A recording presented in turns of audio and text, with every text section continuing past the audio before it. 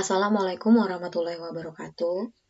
Dalam pertemuan kali ini, saya akan membahas tentang metabolisme yang kedua, yakni mengenai katabolisme. Tujuan pembelajaran kali ini yang pertama, menjelaskan tahapan reaksi respirasi aerob dan anaerob. 2. Menganalisis perbedaan respirasi aerob dan anaerob. 3. Menganalisis perbedaan fermentasi alkohol dan fermentasi asam laktat. Dan 4. Menjelaskan hubungan antara katabolisme karbohidrat, lemak, dan protein. Di pertemuan sebelumnya, kita sudah membahas apa itu metabolisme. Masih ingat? Ya, metabolisme itu adalah seluruh reaksi kimia yang terjadi di dalam sel tubuh kita. Nah, metabolisme itu meliputi dua hal, ada katabolisme, ada anabolisme. Di sini kita lihat perbedaan antara katabolisme dan anabolisme. Pertama, katabolisme itu adalah reaksi penguraian senyawa kompleks jadi lebih sederhana. Ada gambaran molekul besar dipecah menjadi molekul yang lebih kecil dan dia menghasilkan energi. Karena reaksi ini menghasilkan energi, makanya dia dikenal dengan nama reaksi yang bersifat eksergonik. Sedangkan kalau anabolisme itu adalah reaksi penyusunan. Senyawa sederhana menjadi lebih kompleks. Dilihat di sini gambarnya, ada molekul kecil dengan bantuan energi, dia menyusun molekul yang lebih besar. Karena dia membutuhkan energi, makanya dia bersifat yang namanya endergonik. Ingat ya. Contoh untuk katabolisme itu adalah respirasi aerob dan anaerob atau proses pernafasan nama lainnya. Sedangkan kalau anabolisme itu ada proses fotosintesis dan juga kemosintesis. Untuk pertemuan kali ini khusus hanya membahas tentang yang namanya katabolisme. Di sini sudah ada chart tentang yang namanya energi seluler. Kalian pasti bertanya-tanya, kenapa sih kita harus bahas metabolisme dan berhubungan dengan yang namanya katabolisme dan juga anabolisme? Ini semua ternyata berhubungan dengan yang namanya energi sel. Kita berada di dunia ini bisa hidup karena adanya energi. Sumber energi di dunia ini itu adalah cahaya matahari. Tapi kita manusia tidak bisa memanfaatkan yang namanya energi cahaya matahari secara langsung, supaya kita bisa bertahan hidup. Nah, yang bisa memanfaatkan sumber energi cahaya matahari secara langsung itu adalah tumbuhan, melalui proses yang namanya fotosintesis. Nah, di mana dalam proses fotosintesis itu cahaya matahari dirubah menjadi yang namanya energi kimiawi dalam bentuk makanan. Nah, melalui makanan yang ada di dalam tumbuhan tersebut, nanti terjadi yang namanya proses transfer energi ke dalam tubuh manusia karena kita memakannya. Nah, makanan tersebut sebenarnya adalah sumber energi. Tapi bagaimana menjadikan makanan tersebut supaya menjadi energi dan tubuh kita bisa bergerak atau bisa hidup, yaitu melalui proses yang namanya adalah pernafasan. Jadi proses pernafasan itu adalah proses penghasilan energi. Nah, energi itulah yang digunakan oleh manusia untuk dia bisa hidup. Nah, energi itu dalam bentuk yang namanya adenosin trifosfat. Bisa dipahami? Untuk katabolisme yang pertama kita bahas itu adalah respirasi aerob, yaitu adalah proses respirasi atau pernapasan yang dia menggunakan oksigen, yang tujuannya untuk menghasilkan energi berupa ATP. Dan ini terjadinya di organel mitokondria dan juga sitoplasma. Ingat ya, kalau yang namanya pernapasan itu tidak hanya yang namanya terjadi di paru-paru saja, tetapi dia terjadinya di seluruh dalam sel tubuh kita. Jadi yang bernapas bukan paru-paru saja, tapi setiap sel di dalam tubuh kita. Nah, oksigen yang tadi terjadi pertukaran di paru-paru itu diangkut oleh darah tubuh kita. Nanti di dalam sel tubuh kita itu oksigen akan digunakan di dalam organel mitokondria untuk melakukan yang namanya respirasi secara aerob.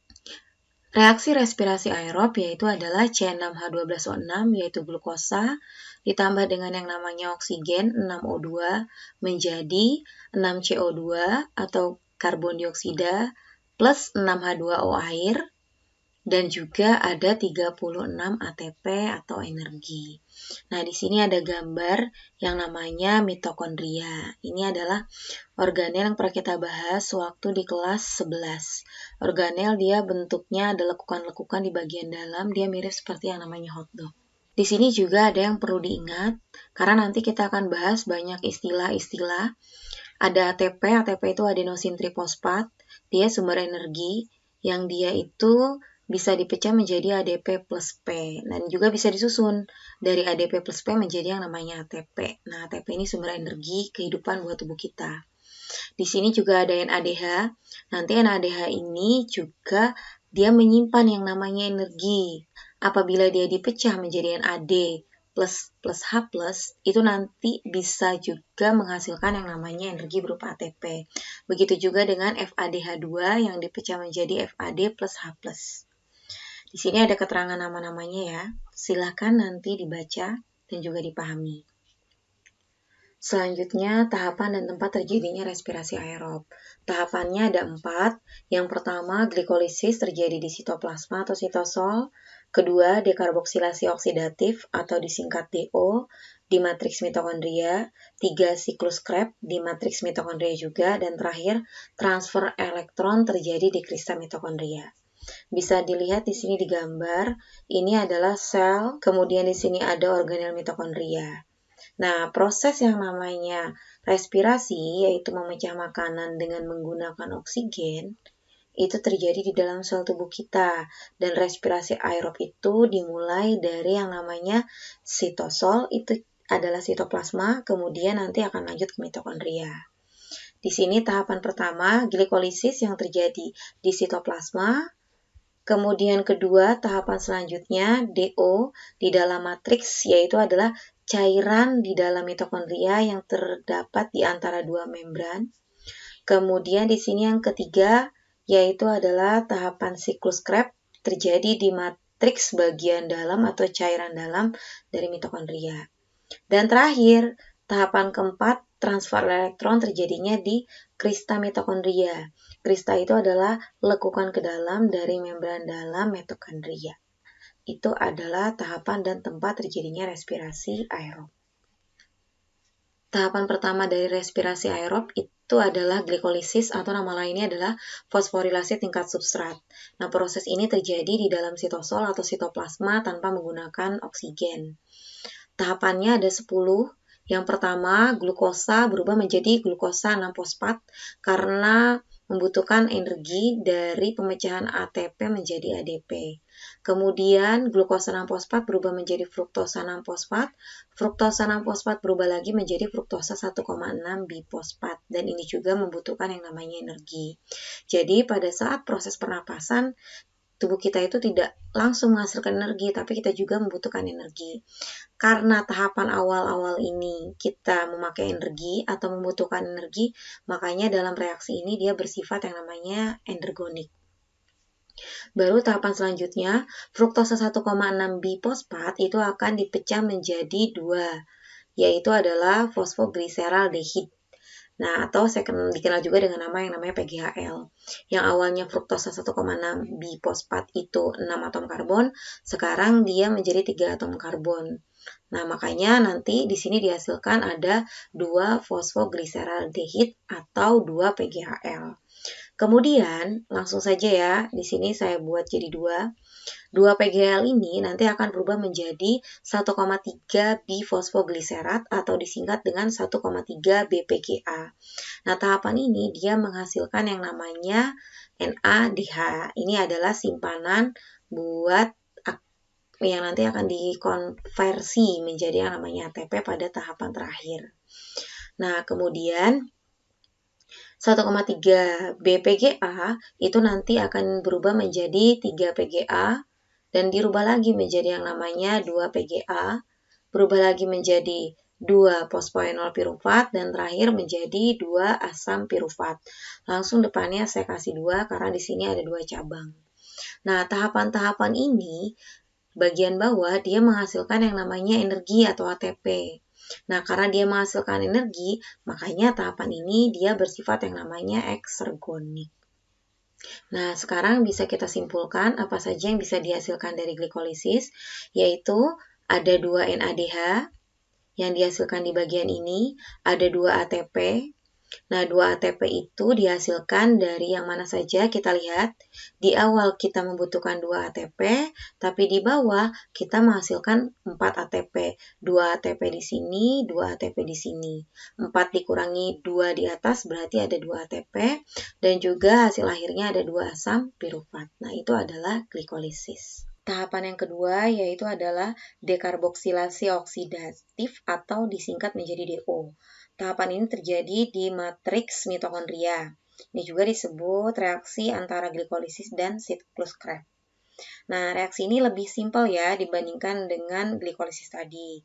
Dia mereaksikan yang namanya 2 asam pirufat dari hasil glikolisis itu dengan koenzim A dan juga NAD+, sehingga membentuk 2 asetil koenzim A dan juga 2 NADH dan juga menghasilkan yang namanya 2 CO2 karena terjadi yang namanya pengurangan jumlah gugus karbon yang tadinya asam pirufat punya 3 atom karbon sekarang menjadi 2 asetil koenzim A yang hanya terdiri dari 2 atom karbon. Jadi ingat ya, hasil dari DO atau dekarboksilasi oksidatif itu adalah 2 NADH, 2 CO2, dan 2 asetil koenzim A. Tahapan ketiga yaitu adalah siklus Krebs. Nah, siklus Krebs ini punya banyak nama lain. Dia juga dikenal sebagai yang namanya siklus asam sitrat. Bisa juga dikenal dengan nama fosforilasi tingkat substrat. Mirip seperti yang namanya glikolisis, karena apa? Karena dia menghasilkan ATP juga. Beda tadi sama DO. DO tidak menghasilkan yang namanya ATP. Tahapan siklus Krebs, di sini dia ada 8, yaitu asetil koenzim A yang tadi dihasilkan dari dekarboksilasi oksidatif akan memasuki siklus Krebs yang diikat oleh senyawa yang namanya adalah oksaloasetat. Nah, oksaloasetat bergabung dengan asetil koenzim A itu akan membentuk yang namanya asam sitrat. Kemudian nanti asam sitrat berubah menjadi isositrat, kemudian berubah lagi menjadi alfa ketoglutarat dan menghasilkan CO2 dan juga NADH. Alfa ketoglutarat berubah menjadi suksinil-CoA, dia juga menghasilkan CO2 dan NADH. Dari suksinil-CoA, dia berubah menjadi suksinat. Nah, di tahapan ini dia akan menghasilkan yang namanya GTP, di mana GTP itu setara dengan yang namanya ATP. Jadi, tahapan ini tahapan penghasil ATP. Suksinat nanti akan berubah menjadi fumarat, dia menghasilkan yang namanya FADH2. Nah, ini juga simpanan energi yang akan dikonversi menjadi ATP di tahapan selanjutnya. Fumarat akan dirubah menjadi malat dan malat akan berubah menjadi yang namanya oksaloasetat kembali dan juga menghasilkan yang namanya NADH. Nah, siklus Krebs ini dia berupa putaran. Satu asetil-CoA itu akan mengalami satu putaran. Karena tadi pemecahan glukosanya menghasilkan 2 asetil-CoA, berarti dia nanti akan melalui 2 putaran yang namanya siklus Krebs. Jadi nanti hasilnya tinggal dikalikan 2. Nah, kita langsung simpulkan hasil dari siklus Krebs itu adalah 6 NADH. 6 NADH itu dari mana? Dari sini. 1, 2, kemudian 3. Karena ada 2 tahap atau 2 siklus, kalikan 2. 3 kali 2, 6. Kemudian CO2 hasilnya 4 dari mana? Dari tahapan sini, CO2 1, 2. 2 dikali 2 sama dengan 4. FADH ada 2 karena di sini ada 1 kali 2 jadi 2. Dan terakhir ada asam sitrat. Asam sitratnya 1 karena 2 putaran dikali 2 hasilnya ada 2 asam sitrat. Ingat ya, itu adalah hasil dari siklus Krebs. Tahapan keempat atau tahapan terakhir itu adalah transfer elektron. Nah, ini dikenal juga dengan nama fosforilasi oksidatif, rantai respirasi, dan juga sistem sitokrom. Dan dia itu terjadinya di krista mitokondria. Nah, krista mitokondria itu adalah lekukan bagian dalam.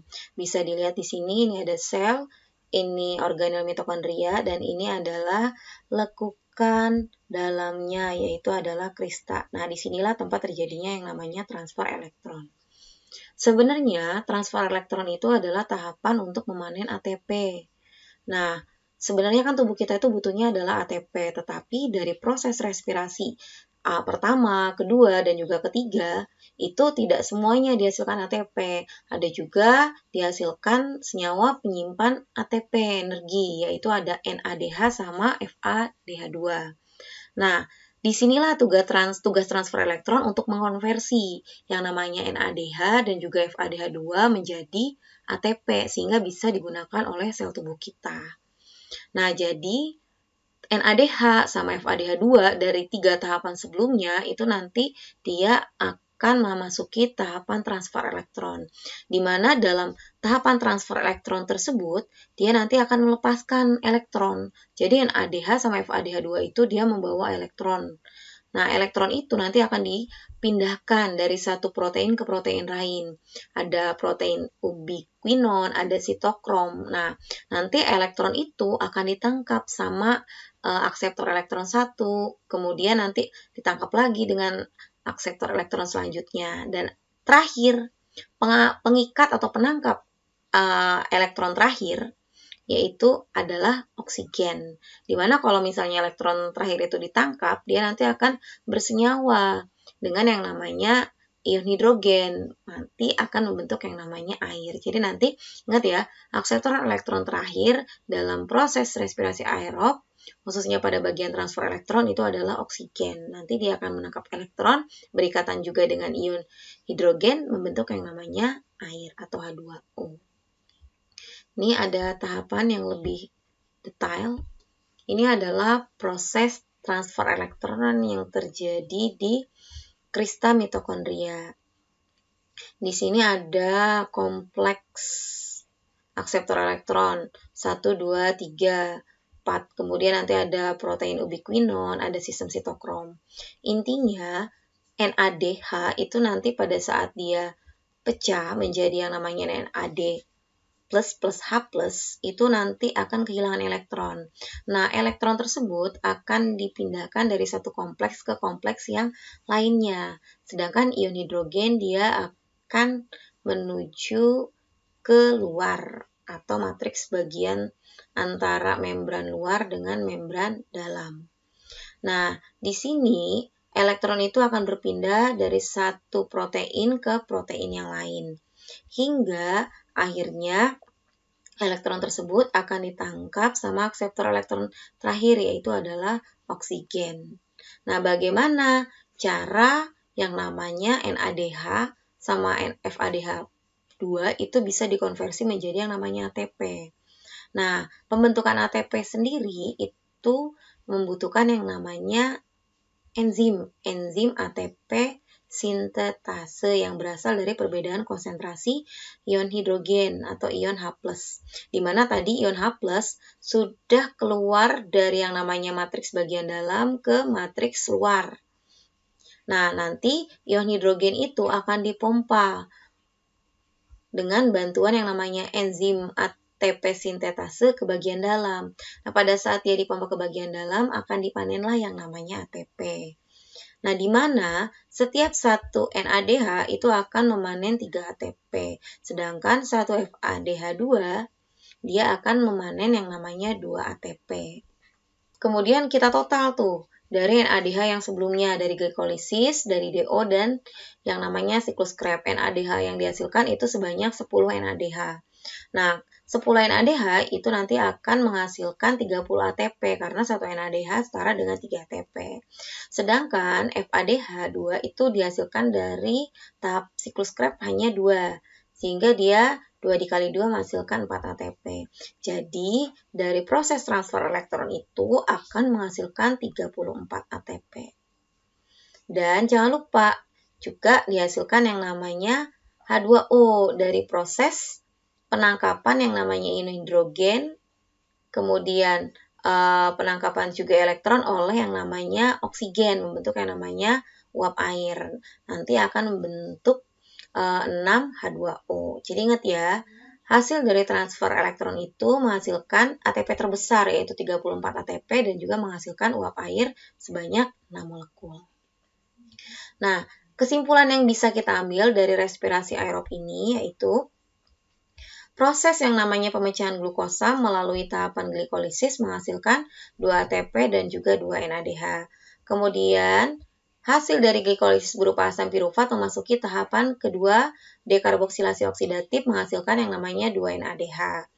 Kemudian yang namanya dekarboksilasi oksidatif akan menghasilkan 2-asetil koenzim A yang akan memasuki yang namanya siklus Krebs, yang dia juga akan menghasilkan 6-NADH, 2-FADH2, dan juga ada 2 ATP. Nah, NADH, FADH2 itu akan memasuki transfer elektron untuk dikonversi. Sehingga di total ATP yang dihasilkan itu sebanyak 38 ATP untuk maksimumnya. Tapi kenapa reaksi yang di awal saya menuliskan 36 ATP? Karena ternyata proses yang namanya glikolisis yang menghasilkan 2-NADH itu terjadinya di sitoplasma. Nah, sedangkan proses untuk mengkonversi NADH menjadi ATP itu dilakukan di kristal mitokondria di dalam yang namanya mitokondria. Nah, proses pemindahan NADH dari sitoplasma ke mitokondria itu memerlukan energi. Makanya 1 NADH itu memerlukan energi 1 ATP dan 2 NADH itu butuh energi 2 ATP. Makanya nanti 38 ATP itu akan dipotong 2 sehingga nanti bersihnya 36 ATP. Jadi, reaksi ini bisa kita buktikan. Glukosa dipecah dengan bantuan yang namanya oksigen menjadi 6 CO2 yang dihasilkan dari mana saja? Tadi dari DO-nya 2 dan dari siklus Krebs-nya 4. Dan juga ada air yang dihasilkan dari proses transfer elektron dan juga total energinya ada 36 ATP. Sekarang keterkaitan antara katabolisme karbohidrat, protein, dan lemak. Sebelumnya kita bahas yang katabolisme karbohidrat karena kita membahas makanan yang kita makan yang mengandung glukosa atau gula. Nah, sekarang bagaimanakah makanan yang kita makan kalau kandungannya protein dan juga lemak? Kalau kita makan makanan kandungan yang protein, makanan itu nanti akan diserap tubuh dalam bentuk asam amino. Kemudian asam amino akan mengalami deaminasi, di mana dia nanti dipecah akan menghasilkan NH3 atau amoniak, dan amoniak dirubah menjadi urea, dan urea itu dikeluarkan melalui ginjal dalam bentuk yang namanya urin. Kemudian bagian asam ketonya akan masuk ke dalam siklus katabolisme yang karbohidrat. Ada yang masuk dalam asam pirufat, ada juga yang masuk ke dalam siklus Krebs. Kemudian dari sana akan langsung menuju ke transfer elektron untuk mengalami konversi menjadi ATP. Nah, sedangkan makanan yang mengandung lemak, dia nanti akan dipecah menjadi 2. Ada gliserol, ada juga asam lemak. Dimana kalau gliserol itu memasuki katabolisme karbohidrat di dalam yang namanya PGAL atau gliseraldehid. Dari PGAL baru nanti berubah ke pirufat, asetil koenzim A mengikuti siklus Krebs, terakhir nanti transfer elektron. Nah, selain masuk dalam bentuk gliserol, lemak juga nanti menghasilkan yang namanya asam lemak. Dia akan mengalami beta oksidasi dan dirubah menjadi asetil enzim A. Kemudian ke siklus Krebs, baru terakhir ke transfer elektron. Nah, itu bagaimana keterkaitan antara katabolisme karbohidrat, protein, dan juga lemak. Nah, baru yang kedua kita bahas tentang respirasi anaerob. Nah, respirasi anaerob ini adalah respirasi yang tidak menggunakan oksigen, dan dia punya nama lain yaitu adalah fermentasi. Tujuannya sama ya, tetap menghasilkan energi. Hanya saja energi yang dihasilkan dari respirasi anaerob lebih kecil dibandingkan dengan respirasi secara aerob. Fermentasi itu ada 2 berdasarkan hasil akhirnya. Yang pertama fermentasi alkohol, yang kedua adalah fermentasi asam laktat. Kalau fermentasi alkohol hasil akhirnya adalah etanol atau alkohol. Nah, ini bisa dilakukan oleh bakteri, bisa juga jamur. Nah, dia punya akseptor elektron terakhirnya adalah asetaldehida.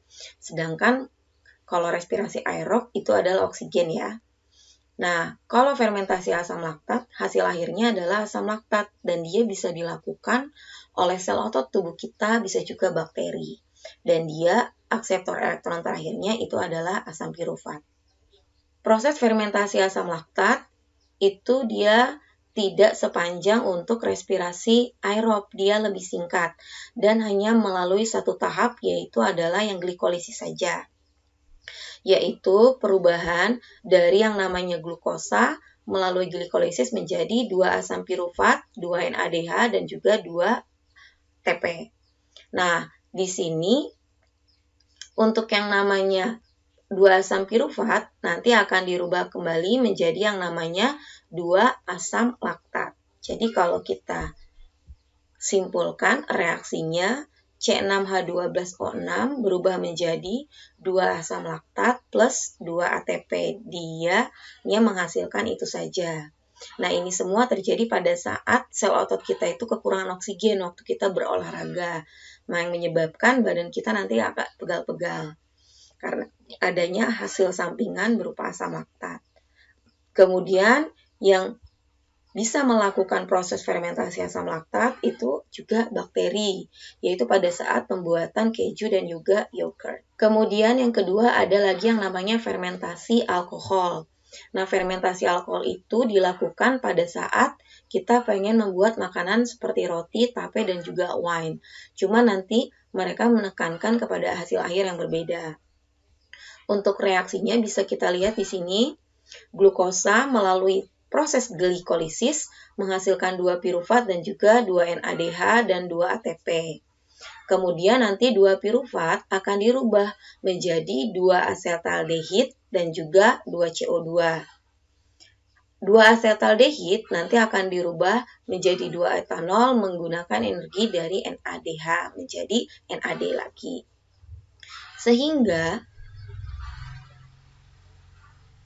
Sehingga untuk fermentasi alkohol itu bisa kita simpulkan reaksinya glukosa atau C6H12O6 dibantu dengan menggunakan jamur Saccharomyces waktu kita membuat roti tape itu menjadi yang namanya 2CO2 atau karbon dioksida ditambah dengan 2C2H2OH atau etanol dan juga ada energi. Hanya saja energinya hanya dalam bentuk 2 ATP saja. Nah, untuk pembuatan roti itu lebih mengutamakan karbon dioksida, sedangkan kalau membuat wine itu lebih mengutamakan etanolnya. Kemudian ada lagi fermentasi asam cuka. Hanya saja kalau fermentasi asam cuka bukan secara anaerob, tapi justru secara aerob. Nah, ini dilakukan oleh asam cuka. Nah, di sini fermentasi asam cuka itu lanjutan dari fermentasi alkohol, di mana yang tadinya glukosa sudah dirubah menjadi etanol, dan etanol dia mengalami yang namanya aerob atau terkena oksigen, sehingga akan berubah menjadi asam cuka atau CH3COOH, dan juga menghasilkan air dan juga energi sebanyak 15 kalori. Jadi, kalau yang namanya fermentasi asam cuka itu etanolnya mengalami yang namanya oksidasi karena terkena yang namanya paparan oksigen. Nah, ini juga yang menjadi alasan kenapa tapai itu bisa lebih asam. Tapai bisa lebih asam pada saat tapai itu sudah berubah menjadi yang namanya etanol atau alkohol, tetapi dia terpapar oksigen dalam waktu yang lama sehingga bisa menyebabkan rasanya berubah menjadi asam. Dan yang namanya tape bisa juga menjadi pahit karena pada saat dia mengalami fermentasinya terlalu lama sehingga kadar etanolnya tinggi dia menjadi lebih pahit. Nah, ada praktikum fermentasi alkohol. Untuk fermentasi alkohol ini, praktikumnya tujuannya untuk mengetahui atau mengidentifikasi zat apa saja yang dihasilkan dalam proses fermentasi alkohol. Tahapannya di sini membutuhkan alat dan bahan ada labu Erlenmeyer, timbangan, termometer, selang plastik, ada sumbat gabus, ada vaselin, air kapur, fenolftalin, gula, dan juga vermifan. Jadi nanti alat dan bahan tersebut dibuat perangkat seperti ini. Ini bisa menggunakan Erlenmeyer labunya. Nah, di sini ada 2 tabung yang diisi oleh cairan yang berbeda. Yang pertama itu menggunakan cairan glukosa yang ditambahkan dengan ragi, sedangkan tabung selanjutnya itu menggunakan air kapur yang sudah diteteskan dengan fenolftalin. Kemudian kedua tabung tersebut dihubungkan dengan selang. Nah, proses fermentasi terjadi pada tabung yang ada glukosa dan ditambahkan dengan ragi. Nah, kalau terjadi proses fermentasi di bagian ini, pasti nanti akan menghasilkan karbon dioksida, ada juga etanol dan energi. Nah, setelah perangkat tersebut dibuat dan didiamkan selama beberapa saat, nanti akan terjadi perubahan karena memang ada proses fermentasi alkohol. Dan itu dihasilkan yang namanya karbon dioksida, etanol, dan energi. Setelah proses praktikum ini, nanti bisa kita lihat ada perubahan. Perubahan pertama nanti akan terbentuk yang namanya gelembung-gelembung. Nah, gelembung-gelembung itu adalah karbon dioksida yang dihasilkan. Nah, untuk membuktikan betul gelembung itu adalah karbon dioksida, itu menggunakan yang namanya air kapur tersebut. Di mana kalau karbon dioksida bertemu dengan air kapur dan dia sudah dibubuhkan fenolftalin yang berwarna pink, itu lama-lama karbon dioksida dan air kapur bereaksi sehingga membentuk endapan. Karena adanya endapan tersebut menyebabkan air kapur yang berwarna pink itu akan memudar lama-lama, jadi bisa bening. Nah, jadi bukti adanya karbon dioksida itu nanti warna fenolftalin pada air kapur memudar. Sedangkan bukti adanya etanol, kita bisa cium adanya aroma roti. Nah, itu adalah aroma etanol. Sedangkan untuk membuktikan adanya energi, itu menggunakan termometer. Karena yang namanya energi itu bisa dikeluarkan dalam bentuk panas, sehingga bisa terdeteksi dengan adanya perubahan suhu oleh termometer. Nah, itu juga alasan kenapa pada saat kita bernapas, badan kita panas, karena dalam proses pernapasan dihasilkan energi dan energi itu dikeluarkan salah satunya dalam bentuk panas tubuh. Kalau kita tidak bernapas, tubuh kita tidak panas dan itu artinya kita mati. Gitu. Mungkin sekian saja yang bisa saya sampaikan. Mohon maaf apabila ada kesalahan. Terima kasih. Assalamualaikum warahmatullahi wabarakatuh.